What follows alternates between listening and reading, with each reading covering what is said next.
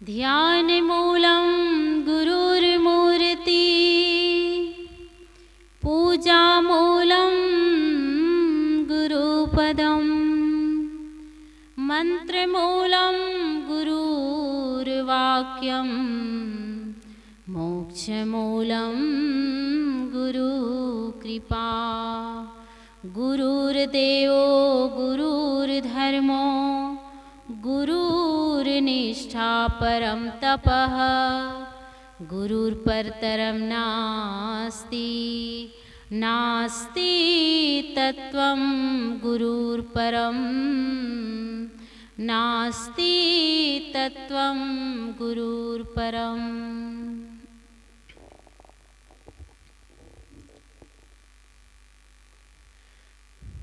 अर्चनी वंदनी साध्वी समाज, सत्संग प्रेमी आत्मी बंधुओं एवं भक्तिमयी मेरी माता बहनों, आज बड़े ही सौभाग्य की बात है कि इस पवित्र घर आंगन में संत गुरुजनों का पदार्पण हुआ है, जिससे उनके शुभ दर्शन और अमृतमय वाणियों का रसपान करने को मिल रहा है। सदगुरु कबीर साहब की एक साखी है, पशु से मानुष है बड़ो जहाँ कछु धर्म विचार, नहीं पशु मानुष एक सम जहाँ एक व्यवहार। सदगुरु कहते हैं कि पशु से मनुष्य बड़ा होता है। क्यों होता है? कि क्या वो शक्तिशाली इसलिए बड़ा होता है, कि वो रूपवान है इसलिए बड़ा होता है, कि वो धनवान है इसलिए बड़ा होता है, कि उसके पास बुद्धि है इसलिए बड़ा होता है? किस लिए बड़ा होता है? मनुष्य जो है पशु से इसलिए बड़ा होता है क्योंकि उसके जीवन में धर्म है और उसके जीवन में विचार है, इसलिए मनुष्य पशु से बड़ा होता है। ऐसे तो देखा जाए पशु पक्षी जो होते हैं उनमें इंद्रिय प्रधानता होती है, अर्थात इंद्रियों से वो बड़ा होता है। जैसे हम लोग चींटी को देखे हैं, चींटी जो होती है बहुत सारे कंकड़ मिले हों और उसमें एक दाना कहीं चीनी के दाना हो तो उसको वो उठा लेती है। क्यों उठा लेती है? क्योंकि चींटी में सूंघने की शक्ति होती है। और कहते हैं कि बाज पक्षी होता है, वो ऊपर आकाश में उड़ता है और 5-6 किलोमीटर की दूरी से ही वो नीचे देख लेता है कि कहाँ पर मांस का टुकड़ा है, कहाँ पर मेरा आहार है, वो वहीं से ही देख लेता है। और इसी प्रकार से मछली होती है, मछली पानी में घंटों घंटों तैरती है, इस तरह से मनुष्य नहीं तैर सकता है। और भी हम देखते हैं कि बैला है, भैंसा है, गधा है, ऊंट है, खच्चर है,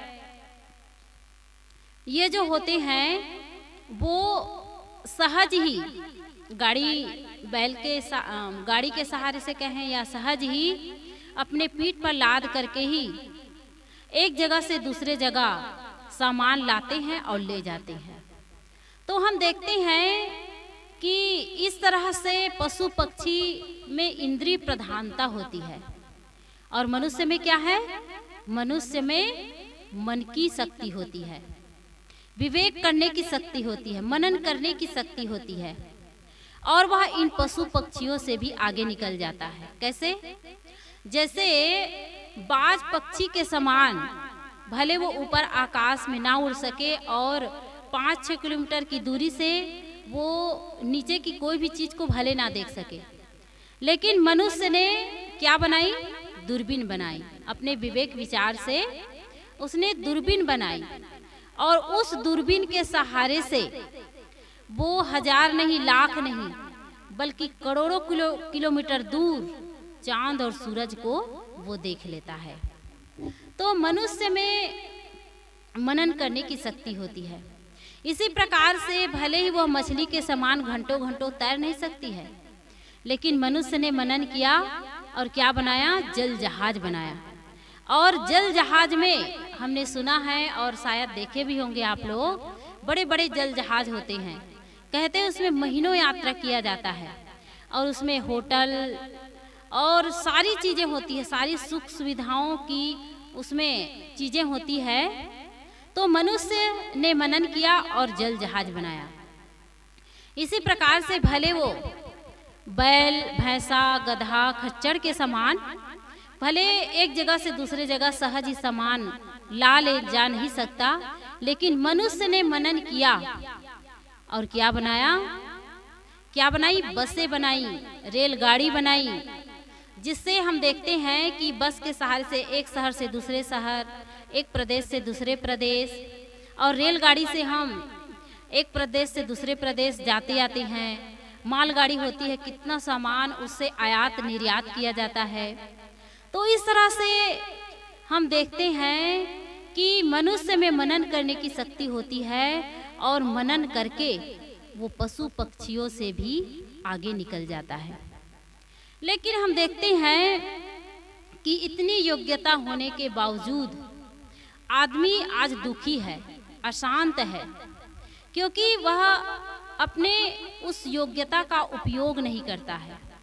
उसके पास चिंतन करने की शक्ति है, विवेक विचार करने की शक्ति है, लेकिन वो अपनी कुंठित भावनाओं से वैसे ही बना रहता है जैसे उसके पास कुछ भी नहीं है, और उसका वो सदुपयोग नहीं कर पाता है और पशु पक्षियों से गया बीता जीवन जीता रहता है।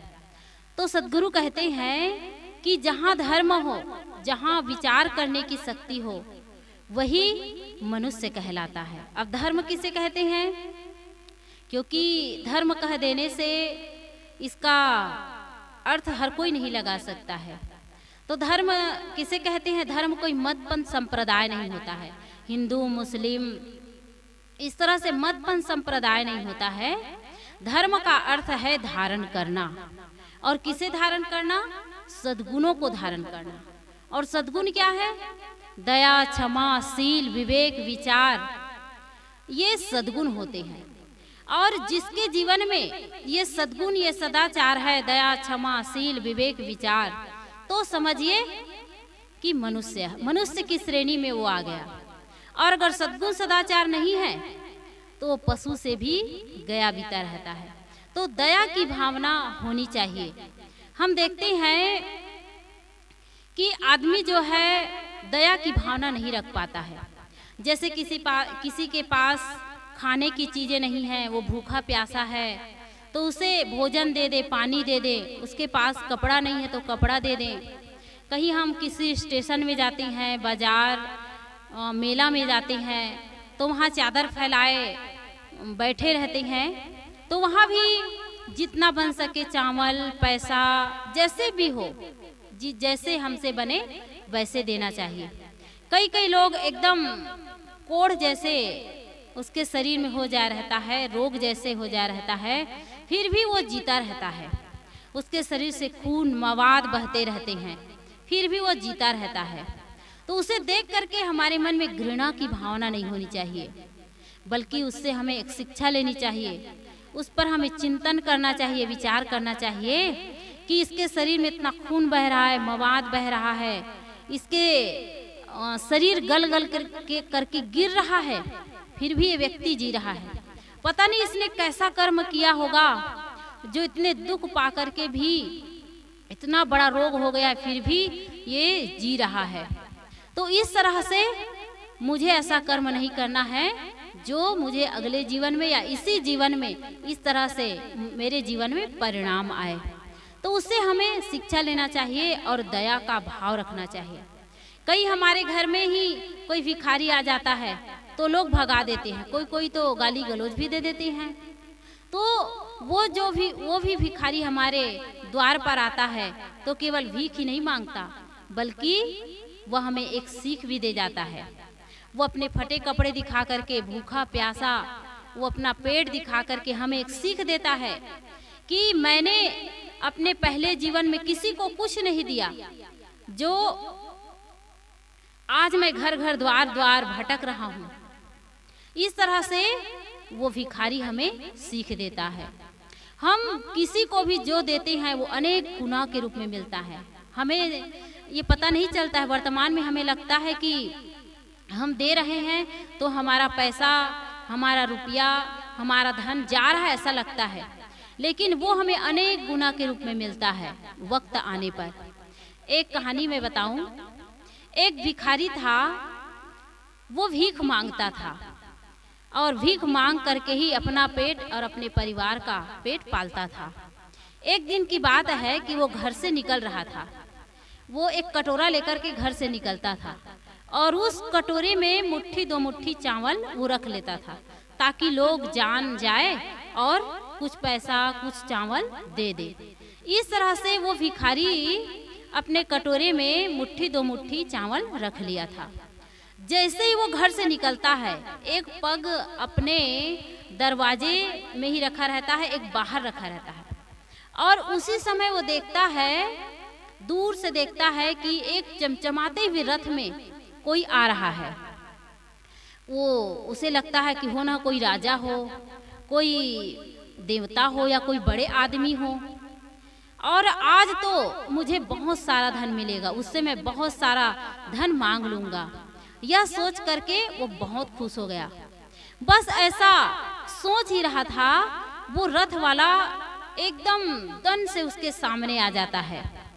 फिर वो भिखारी हाथ फैलाए या कुछ मांगे, उसके पहले वो रथ वाला हाथ फैला देता है। अब वो सोचता है, भिखारी सोचता है कि अरे मैं सोच रहा था कि मैं मांगूंगा, लेकिन ये तो मुझे ही मांग रहा है। अब कोई मांगता है तो उसे देना चाहिए। ऐसे करके वो अपने कटोरे से एक चिमटी चावल वो उसके हाथ में दे देता है और वो रथ वाला जो था आगे निकल गया। अब वो भिखारी एकदम गुस्सा में आ गया। उसने सोचा कि आज मुहूर्त ठीक नहीं है, पता नहीं, आज तो शुरुआत में ही बराबर मैं अपने घर से भी नहीं निकला हूँ और आज तो लेने के देने पड़ गए। मैंने सोचा था कि मैं मांगूंगा, लेकिन ये तो मुझे ही मांगने लगा। यह सोच करके वो घर वापस लौट गया। वो जो बाहर निकला हुआ था तो घर वापस लौट गया और वो मारे गुस्सा के अपने उस कटोरे को एकदम गुस्सा से फेंक दिया अपने आंगन में। पूरा चावल बिखर गया। उसकी पत्नी आई और कहने लगा कि अरे क्या हुआ, कुछ तो बताओ, ऐसे ही कटोरे के चावल को क्यों फेंक दिए। ऐसे करके वो उसे उठाने लगी। जब उठा रही थी, उस चावल को इकट्ठा कर रही थी, तो देखती है कि उस कटोरे के चावल में से कुछ दाने चमक रहे थे। तब वो उसे भी उठाती है और कहती है अपने पति से कि अरे आओ देखो तो, ये जो तुम चावल रखे थे ना कटोरे में, उसमें से कुछ दाने चमक रहे हैं। ये कैसे कैसे क्या चमत्कार हो गया, देखो तो देखो करके। तब वो दौड़ करके आता है और कहता है कि क्या क्या हुआ, दिखाओ तो। तब वो भिखारी देखता है तो सचमुच में वो जो कटोरे में कुछ दाने थे, उसमें से कुछ दाने चमक रहे थे और सोने के हो गए थे। तब वो उसकी जो पत्नी थी वो पूछने लगी कि अरे ये कैसे चमत्कार हो गया, क्या हो गया। तब वो भिखारी कहता है कि अभी मैं अपने घर से निकल रहा था तो दूर से एक रथ वाला आ रहा था और मैंने सोचा कि मैं उससे कुछ मांगूंगा, लेकिन वो एकदम से मेरे पास में आ गया और मुझे ही कुछ मांगने लगा, हाथ फैलाने लगा। तो मैंने सोचा कि जो मांग रहा है उसे देना ही चाहिए, तो मैं एक चिमटी चावल उसे दे दिया। तो हो ना हो मैं एक चिमटी चावल जो दिया हूँ वही सोने का हो गया हो। यह सोच करके, सही बात है, वो बात सही लगी। तब उसकी पत्नी जो है जल्दी जल्दी उठाती है और कहती है कि जाओ जाओ जल्दी जाओ और ये जितने चावल के दाने हैं सबको उस व्यक्ति को दे के आना। फिर वो जल्दी जल्दी दौड़ता है, लेकिन बहुत दूर तक वो जा कर के देखा वो भिखारी, लेकिन वो व्यक्ति बहुत दूर निकल गया था, दिखाई नहीं दिया। तब घर वापस लौटा और वो पछताने लगा कि काश मैं ये सारे चावल को उसे दे देता तो हो न हो ये सारे चावल सोने के हो जाते। या मेरे घर में और धन संपत्ति आ जाते, यह सोच करके वो पछताने लगा। तो कहने का मतलब यही है कि हम किसी को देते हैं तो अनेक गुना के रूप में लौट करके आता है। आज नहीं तो कल जो हम देते हैं वो हमें जरूर मिलता है। सतगुरु कबीर साहब कहते हैं अपनी साखी में कि कबीर कमाई आपनी निष्फल कभू न जाए, बोया पेड़ बबूल का तो आम कहाँ से खाए। सचमुच में जो हम कमाई करते हैं वो कभी निष्फल नहीं जाता है, इसलिए सोच विचार करके हमें कर्म करना चाहिए। सामने वाला व्यक्ति कुछ भी करे, चाहे गलत करे या और कुछ भी करे, हमें उससे कोई मतलब नहीं है, लेकिन हम अपने कर्मों को सुधारते हुए चले। कबीर कमाई आपने निष्फल कभू न जाए, कोई भी कर्म करते वो निष्फल नहीं जाता है। अगर हम बबूल का पेड़ बो करके आम का फल पाना चाहें तो पा सकते हैं क्या? नहीं पा सकते, कभी भी नहीं पा सकते हैं। अर्थात किसी के लिए कांटा बो करके, किसी को दुख दे करके हम सोचे कि हमें सुख मिल जाए, हमें शांति मिल जाए, तो ये कभी नहीं मिल सकती है। इसलिए हम किसी को सुख दे सके या ना दे सके, लेकिन किसी को दुख हम कभी ना दे। कोई जरूरी नहीं है कि आप दूसरे के राह में फूल ही बिछाएं, लेकिन इतना ध्यान रखें कि किसी के राह में हमें कांटा नहीं बिछाना है। अगर हम किसी का अच्छा नहीं कर सकते तो कभी किसी के बुरा ना करें, इतना ध्यान हमें जरूर रखना चाहिए। तो मैं बता रही थी कि दया का भाव रखना चाहिए, तभी हम मनुष्य की श्रेणी में आते हैं। आज हम देखते हैं कि कई ऐसे लोग होते हैं जो मूक प्राणियों को मार करके खा जाते हैं, जैसे मुर्गी है, मछली है और बकरा है। पता नहीं आदमी क्या क्या कैसे कैसे जीवों को मार करके वो खा जाता है। ऐसी बात नहीं कि उसके लिए खाने की चीज़ें नहीं हैं, ऐसी बात नहीं है। अनेक प्रकार की मिठाइयाँ हैं, फल है, अनेक प्रकार के अन्न हैं, खाद्य पदार्थ है, फिर भी आदमी ना खाने योग्य वस्तुओं को खाता है। उसका कारण क्या है? उसका एक ही कारण है, वह है जिह्वा लोलुपता के कारण। जिह्वा लोलुपता के कारण, लालच के कारण आदमी ना खाने योग्य वस्तुओं को वो खाता है और बेचारे मूक प्राणियों को कष्ट पहुंचाता है। लेकिन सतगुरु कबीर साहब कहते हैं कि जीव मत मारो बापुरा, सबका एक है प्राण, और हत्या कभू न छूटी है जो कोटिन सुनो पुराण। कहते हैं कि जीव मत मारो बापुरा, सबका एक है प्राण। कहते हैं कि कभी भी किसी जीव को मार करके नहीं खाना चाहिए। वे भी इस दुनिया में आते हैं और इस दुनिया में वो भी जीना चाहते हैं। अगर हम उसको मारते हैं तो हमें जो कष्ट होता है उतना उसे भी कष्ट होता है, और इसे कोई भी मनुष्य समझ नहीं पाता है। तो जीव मत मारो बाप, सबका एक है प्राण। सब में वही दर्द समाया है, सब में वही, जैसे हमें कष्ट होता है वैसे उसे भी कष्ट होता है। यह बात हमें समझना चाहिए और कभी भी किसी जीव को कष्ट नहीं देना चाहिए। अगर कोई मुर्गा मछली मारता है तभी किसी भी जीव को कष्ट होता है, ऐसी बात नहीं है। एक छोटी सी चींटी को भी अगर हम मारते हैं या जाने अनजाने में जैसे मर जाता है तो उसे भी उतना ही कष्ट होता है। इसलिए हमें हर किस छोटे से छोटे जीव को वो ना मरे, इससे सावधानी रखनी चाहिए। तो दया का भाव हमेशा अपने दिल में बनाए रखना चाहिए। दया, क्षमा का भाव होना चाहिए।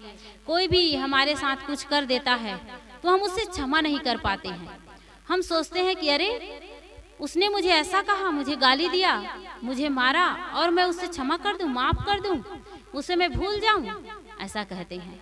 लेकिन ऐसा करने से अगर हम किसी को क्षमा नहीं करते हैं तो उससे ज़्यादा दुखी और अशांत हो जाते हैं। इसलिए हम अपने लिए अपने सुख और शांति के लिए उसे क्षमा कर दें। जो हमारे साथ गलत किया है उसे हम भूल जाएं, उसे हम याद ना करें, बल्कि उसके अच्छाइयों को हम याद करें और उसे क्षमा कर दें।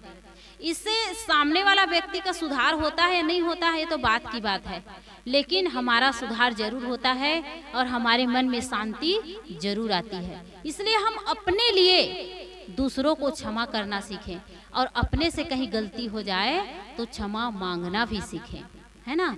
इतना अहंकार ना करें कि अरे मुझसे ज्यादा गलती तो सामने वाला करता है, मैं क्यों क्षमा मांगू, ऐसा हम कभी ना सोचें। जैसे भी छोटे बड़े जो भी गलती हो जाए हमें क्षमा मांग लेना चाहिए, इससे हमारी मन की शांति बनी रहती है। तो दया, क्षमा, संतोष का भाव होना चाहिए। जो व्यक्ति सुख से रहना चाहता है वह उसे चाहिए कि जो उसके पास है उसी में वो संतुष्ट रहे, संतोष पूर्वक जीवन जिए, उसी में आनंद ले। जैसे उदाहरण के लिए हमारे पास 90 रुपया है तो 90 रुपया का हम आनंद ले। हम 100 में जो 10 की कमी है उसके लिए हम ना दौड़ते रहें, हाय हाय करते हुए संसार से चले जाएंगे, कुछ मिलने वाला नहीं है। इसलिए जो हमारे पास है उसका हम आनंद ले लें, उसी में हम जीना सीखें। जो 10 रुपया नहीं है उसको हम पूरा करना चाहेंगे तो कभी पूरा नहीं हो सकता है।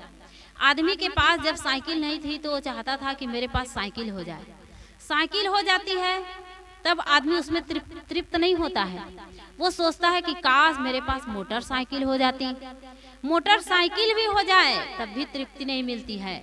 आदमी की नजर कहाँ जाती है, 4 पहिया में, कि काश मेरे पास भी 4 पहिया हो जाता, और 4 पहिया भी अगर हो जाए ना तब भी मन की तृप्ति नहीं मिलती है। नहीं तो जिसके पास 4 पहिया है आप उनसे जाकर के पूछ लीजिए कि क्या आपके पास ये 4 पहिया है, महंगी से महंगी ये कार है, तो आपको संतुष्टि मिल गई, आपका मन संतोष हो गया?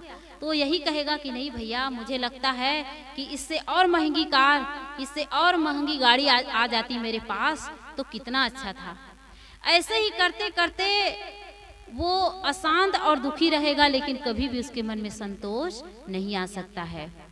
आप सब वो सिकंदर का नाम सुने होंगे, जिसे महान सिकंदर कहा जाता है। वो महान क्या, जो दूसरों को सताए, दूसरों को दुख दे, केवल अपने स्वार्थ के लिए, जो उसे महान नहीं कहा जाता। भले कह देते हैं महान सिकंदर, लेकिन सिकंदर महान नहीं था, बल्कि वो इतना क्रूर, आताताई और पापी स्वभाव का था। यानी अपने स्वार्थ के लिए वो किसी को दुख मिल रहा है, किसी को तकलीफ मिल रही है, ऐसा वो नहीं देखता था। बस अपने स्वार्थ के लिए वो लड़ाई लड़ता था। लेकिन आप सब जानते सुने ही होंगे कि उसकी इच्छा पूरी नहीं हुई। वो विश्व विजयी बनना चाहता था, लेकिन वो विश्व विजयी नहीं बन पाया। 22 वर्ष की उम्र में उसे ऐसी बीमारी हुई और उसी बीमारी में वो इस संसार से चल बसे। लेकिन चलते चलते उसने दुनिया को एक सीख दी। वो कौन सी सीख दी? पहली बात है कि उसे ऐसी बीमारी हुई जो बड़े बड़े हकीम उसके रोग को दूर करने के लिए आए, लेकिन दूर नहीं कर सके। बड़े बड़े हकीम आए लेकिन उसके रोग को दूर नहीं कर सके। तो सिकंदर ने कहा कि ये जो सारे हकीम हैं वो मेरा जनाजा उठाए, है ना। ये जो बड़े बड़े हकीम है ना, वही मेरे जनाजे को उठाए, ताकि लोग ये देख करके जान सके कि बड़े बड़े हकीम, बड़े बड़े वैद्य भी मौत जब आती है तो मौत को रोक नहीं सकती। दूसरी बात कहते हैं कि ये लाल पीले हरे नीले, ये जो सोना चांदी हीरे जवाहरात पन्ना पोखराज मैंने जो लूटा है दूसरों से, उसको मेरा जहाँ जनाजा जिधर ले जाया जाएगा उस रास्ते पर बिछा देना, ताकि लोग ये जान जाए कि ये सोना चांदी हीरे पन्ना पोखराज मरते समय कोई काम नहीं आते हैं। तीसरी बात कहते हैं कि मेरे दोनों हाथ बाहर निकाल देना, ताकि मेरे खाली हाथ देख करके दुनिया के लोग ये जान जाए कि लोग खाली हाथ आते हैं, दुनिया से खाली हाथ जाते हैं। तो इस तरह से सिकंदर ने दुनिया को एक सीख दी। कहते भी हैं कि ना मेरा एक होगा, ना तेरा लाख होगा, ना तेरी तारीफ होगी, ना मेरा मजाक होगा। गुरु न कर सहाय शरीर पर, मेरा भी खाक होगा और तेरा भी खाक होगा। तो इस तरह से हम देखते हैं कि मौत से किसी की यारी नहीं है, आज मेरी, कहते हैं मौत से किसकी यारी है, आज मेरी तो कल तुम्हारी बारी है। तो इस तरह से हम सबको सोच विचार करना चाहिए और सद्गुणों को अपने जीवन में धारण करना चाहिए। कहते हैं पशु से मानुष है बड़ो, जहाँ कछु धर्म विचार, और नहीं पशु मानुष एक सम, जहाँ एक व्यवहार। कहते हैं कि अगर पशु भी वो काम करे, केवल खाए कमाए बाल बच्चा पैदा करे, तो पशु का काम ही है। पशु तो उसके पास वो बुद्धि नहीं है, वो विवेक नहीं है कि वो इससे ऊपर उठ सके। उसका काम है अपने अनुसार कमाना, खाना और बाल बच्चा पैदा करना, बस उसका यही काम है। लेकिन मनुष्य भी यही काम करे, केवल खाए कमाए और बाल बच्चा पैदा करे, तो मनुष्य और पशु में क्या अंतर होगा? क्योंकि पशु को आप देखे हैं कि चिड़िया जब अंडा देती है तो अपने सुरक्षित जगह में रखती है। उस अंडे से जब उसके चूजे निकलते हैं, छोटे छोटे उसके बच्चे निकलते हैं, तो उसको एक सुरक्षित जगह में रखती है और कहीं से कीड़े मकोड़े दाना चुग करके लाती है और उसके मुंह में डालती है। किसी भी तरह से उसे बड़े कर देती है, उड़ने लायक होती है, और जब वो खुद खाने लायक होती है तो उस पर उसका ध्यान नहीं रहता। और दूसरी बात है कि कुतिया को भी आप सब देखे हैं कि छोटे छोटे उसके पिल्ले होते हैं, किसी भी तरह से उसको वो पाल पोस करके उसे भी बड़ा कर देती है। और सूरी है, इसी तरह से जितने जानवर होते हैं, बया पक्षी कितना सुंदर घोंसला बनाती है और अपने बच्चों को सुरक्षित रखती है। तो हम देखते हैं कि पशु पक्षी जो होते हैं वो किसी भी तरह से अपने बच्चों को पाल पोस लेते हैं, बड़े कर देते हैं। और इतना ही अगर मनुष्य करे, बस खाए कमाए बाल बच्चा पैदा करे, तो मनुष्य और पशु में कोई अंतर नहीं होगा। इसलिए मनुष्य का धर्म क्या है कि मनुष्य जीवन में आकर के वो सत्संग करे, भजन करे, दूसरों की सेवा सहायता करे, धर्म को अपने जीवन में धारण करे, तभी वो मनुष्य की श्रेणी में आ सकता है। अन्यथा पशु पक्षी की तरह जीवन बिता करके वो इस संसार से चला जाएगा। तो सदगुरु कबीर साहब कहते हैं कि पशु से मानुष है बड़ो, जहाँ कछु धर्म विचार, नहीं पशु मानुष एक सम, जहाँ एक व्यवहार। अगर पशु पक्षी की तरह अगर व्यवहार करेगा तो कभी भी मनुष्य पशु से अलग नहीं हो सकता है और पशु पक्षी की तरह जीवन जी करके इस संसार से चला जाएगा। इसलिए हम सब मनुष्य हैं और मनुष्य की तरह जीना सीखें और अपने मनुष्य जीवन को सफल बनावें। बोलिए सदगुरु कबीर साहेब की जय।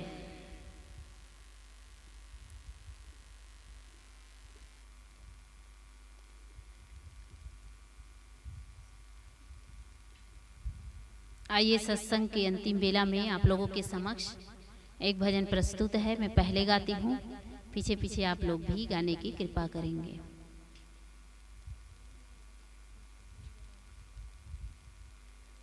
सत्संगत से सुख मिलता है, जीवन का कण कण खिलता है। सत्संगत से सुख मिलता है, जीवन का कण कण खिलता है। मानव को जैसा संग मिले, कपड़े को जैसा रंग मिले। माँ संग मिले, कपड़े को जैसा रंग मिले, वह उसी रंग में रंगता है। जीवन का कण कण खिलता है। सत्संगत से सुख मिलता है, जीवन का कण कण खिलता है। सत्संगत से सौभाग्य जगे, सत्संगत से दुर्भाग्य टले।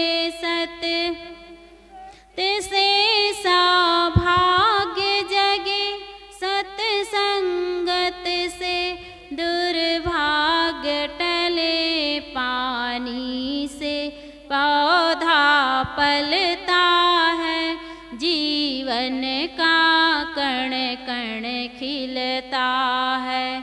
सत्संगत से सुख मिलता है, जीवन का कण कण खिलता है। सत्संगत से सद्ज्ञान मिले, सत्संगत से भगवान मिले। सत्संगत से सद्ज्ञान मिले, सत्संगत से भगवान मिले। चाबी से ताला खुलता है, जीवन का कण कण खिलता है। सत्संगत से सुख मिलता है, जीवन का कण कण खिलता है। जीवन का कण कण खिलता है। बोलिए सद्गुरुदेव की जय।